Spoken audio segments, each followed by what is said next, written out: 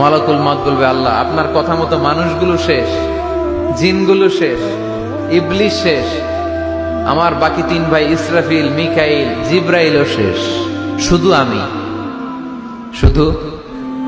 আমি। আল্লাহ বলবেন কেউ নাই? মালাকুল মউত বলবে, না আল্লাহ কেউ নাই। এবার আল্লাহ তাআলা বলবেন, মালাকুল মউত তুমি তো সবাই রে মারছো, এবার তুমি মরো, এবার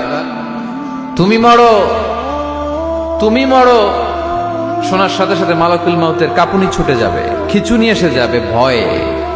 আল্লাহ বলবেন কাঁপুনি দিয়ে তো লাভ নাই, কারণ কুল্লু নাফসিন যায়িকাতুল।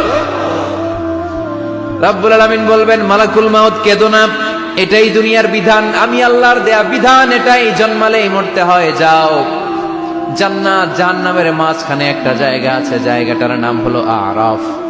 এই আরাফের মধ্যেখানে যে দাঁড়াও।